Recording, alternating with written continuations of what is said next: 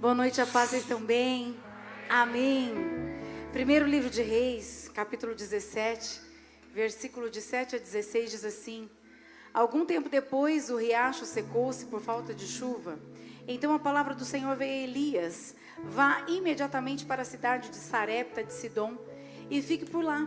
Ordenei a uma viúva daquele lugar que lhe forneça comida, e ele foi. Quando chegou à porta da cidade, encontrou uma viúva que estava colhendo gravetos. Ele a chamou e perguntou: Pode me trazer um pouco d'água numa jarra para eu beber? Enquanto ela ia buscar a água, ele gritou: Por favor, traga também um pedaço de pão. Mas ela respondeu: Juro pelo nome do Senhor, o teu Deus, que não tenho nenhum pedaço de pão, só um punhado de farinha num jarro e um pouco de azeite numa botija. Estou colhendo uns 2 gravetos para levar para casa e preparar uma refeição para mim e para o meu filho, para que comamos e depois morramos. Elias, porém, lhe disse: Não tenha medo, vá para casa e faça o que eu disse. Mas primeiro, faça um pequeno bolo com o que você tem e traga para mim. E depois faça algo para você e para o seu filho.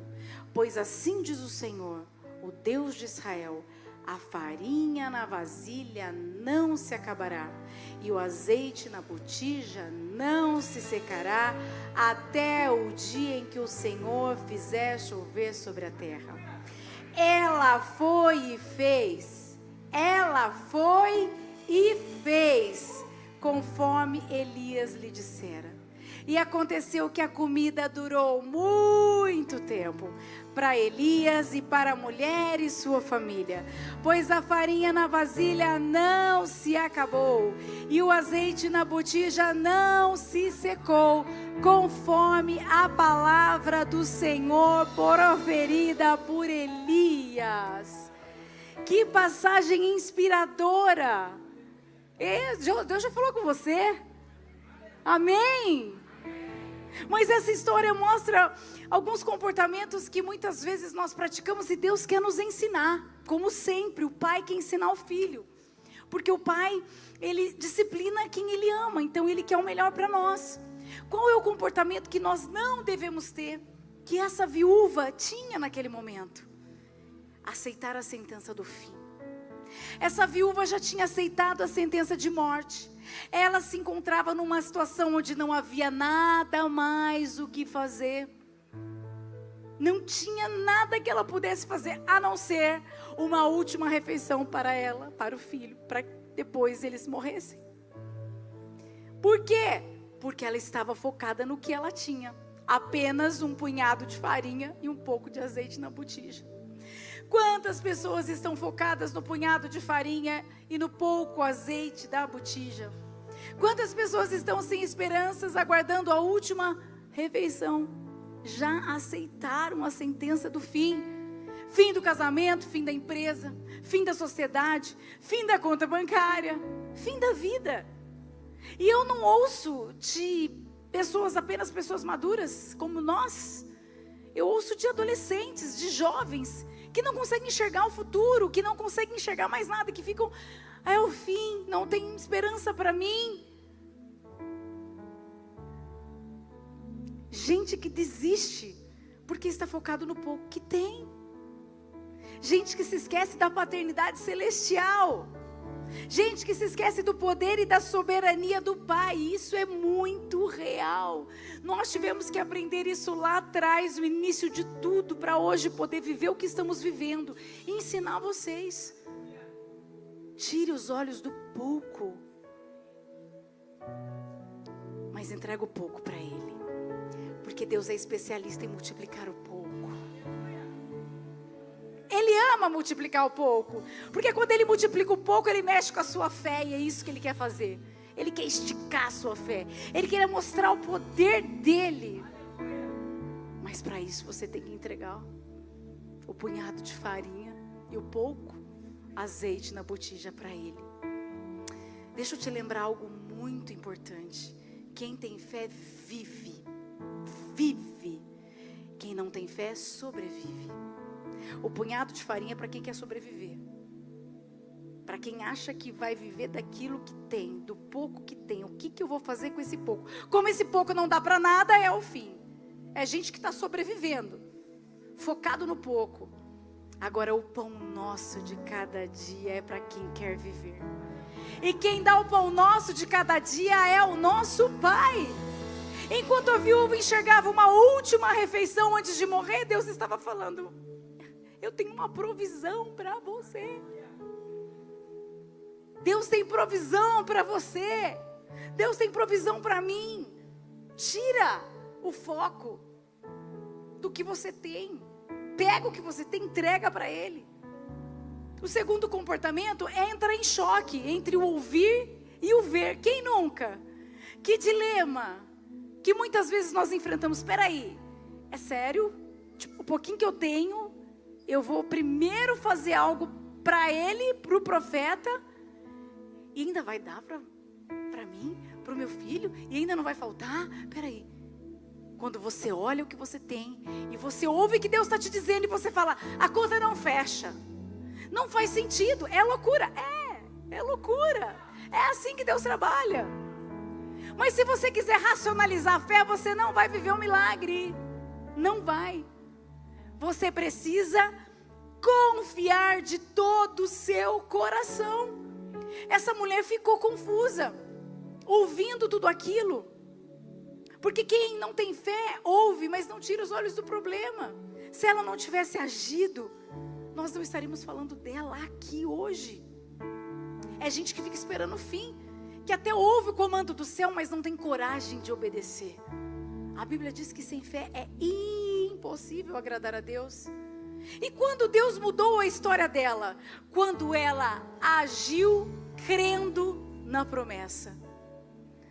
Ela agiu acreditando que o que Elias estava falando através, que Deus estava falando através do profeta, era real. Eu vou acreditar. E ela foi lá e fez. E o que aconteceu quando ela agiu? A farinha na vasilha não se acabou, e o azeite na botija não se secou, conforme Deus tinha falado através do profeta. E a farinha não ia acabar até que a chuva viesse.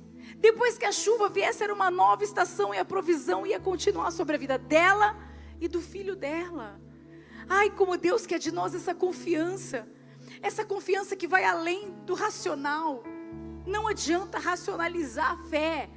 Nós temos que sim ser equilibrados, não fazer as coisas sem a ordem do Senhor, mas quando Ele manda, faça, porque nunca vai fazer sentido. Nunca, mas só vive o milagre de Deus quem faz. Como eu falei pela manhã e pela tarde, às vezes eu escuto tantas pessoas falando assim: pastor, eu queria tanto dizimar na igreja, eu queria tanto ofertar, mas assim, eu preciso pagar minhas contas. Quando sobrar, eu vou fazer. Ou pastor, eu preciso reorganizar minhas finanças, porque eu quero muito. É pouco, mas eu quero muito fazer isso. E eu falo: posso falar uma coisa? Você nunca vai conseguir reorganizar as suas finanças. A pessoa fica até assustada. Eu falo: porque você está quebrando um princípio. O que essa palavra nos diz? O pouco que ela tinha, que era tudo que ela tinha, ela deu para o profeta, que ali estava representando o Senhor. Faz sentido? Ele falou assim: ó, ele podia fazer: faz aí uns pão pra gente aí, nós vamos comer tudo junto. Ele disse: faz primeiro para mim, primeiro para mim, primeiro para mim, depois para você e para o seu filho. Existe um ensinamento nisso aqui. Essa mulher viveu a provisão do céu. Deixa eu te falar, faz primeiro para ele, o que é dele é dele. Ai, não vai dar para pagar as contas. Vai provar e ver de que o Senhor é bom. Deus ama ser provado. Pode aplaudir o Senhor. Deus ama ser provado. Começa a fazer isso. Fizemos a vida inteira nossa, nós fazemos isso. Mesmo quando não tinha, primeiro era ele. E, meu Deus, quanta provisão. Quanta provisão. Tudo, não precisou comprar nada. O pastor prega que ele fala: não precisamos comprar o shampoo mais barato, nada mais barato. Deus disse: faça o que vocês já fazem, eu vou suprir. E não tinha mais nada na conta. E Deus, Ele fez. Nunca negligenciamos nada que é do Senhor. Meu Deus, que temor. O que é de Deus é de Deus. Isso é amor e honra. Quando você faz isso, você está dizendo: eu confio no Senhor, eu amo o Senhor. Eu não estou falando aqui de dinheiro, eu estou falando de vida abundante, que é você não precisar se preocupar, porque Deus está cuidando de você, Deus está provendo, Deus está fazendo e nada está faltando. Às vezes a gente acha que a abundância é ter dinheiro sobrando. Deixa eu te falar, tem muita gente com dinheiro sobrando que não vive uma vida abundante, porque não é feliz, porque não tem paz. A vida abundante é a alegria, é a gratidão, é a paz no coração, é olhar e ver que está tudo bem, a saúde está bem, não está faltando comida, não está faltando nada. Isso é vida, é a plenitude de servir ao Senhor, de amar ao Senhor, de saber que nasceu para uma missão, que está no centro da vontade de Deus. Isso é vida, a vida em abundância. Agora, se você quiser organizar as suas contas, se você quiser arrumar as suas coisas primeiro, você nunca vai conseguir fazer para Deus o que Ele quer que você faça. Sabe por quê? Porque essa é uma mentira de Satanás. Você já viu aqueles hamster que ficam naquelas rodas gigantes deles ali, aquelas bolinhas lá? Você fica igual, você não sai do lugar. Você fica lá, pode ver que ele fica lá e está se divertindo, mas chega uma hora que ele cansa. Mas ele não saiu do lugar. Quantas pessoas estão assim, tentando se reorganizar, tentando colocar as coisas em ordem, mas não consegue, porque está fazendo de forma errada. Essa mulher nos mostra que, mesmo não fechando a conta, mesmo não fazendo sentido, eu vou confiar no que Deus está me dizendo. E ela viveu a provisão do céu. Deus queria dar uma experiência para ela, Deus queria se mostrar para ela, e é isso que Ele quer fazer para mim e para você. Deus testa a nossa fé, como o pastor falou esses dias. Deus testa não para que Ele saiba que nível de fé você tem. Ele já sabe o último dia da nossa vida. Ele sabe tudo. Ele sabe o que você está pensando agora. Ele sabe o que eu vou falar agora. Ele sabe de tudo. Nada pode passar despercebido dEle. Ele faz a gente perceber a fé que a gente tem. Ele faz a gente ser esticado para mostrar para nós e para os outros, porque somos testemunho de fé, que nós podemos ir além, que nós podemos adorar em meio às dificuldades, que nós podemos acreditar além do que os nossos olhos estão vendo. É para nós, é para as pessoas à nossa volta, não é para Ele. Nada surpreende. Então para de pensar como Deus vai fazer, porque quinta o pastor pregou sobre isso. O como não é comigo e com você, o como é com Ele. Você precisa o quê? Como eu preguei na quinta-feira, mudança de mente, mudança de comportamento. Eu entendi o que Deus quer fazer na minha vida. Agora eu entendi, eu começo a enxergar as coisas diferente.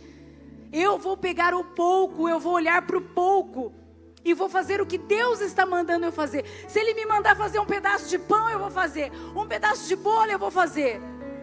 Porque eu sei que Ele é especialista em multiplicar o pouco no muito. Só Deus pode fazer. O tempo de mudança chegou na vida daquela mulher e do seu filho.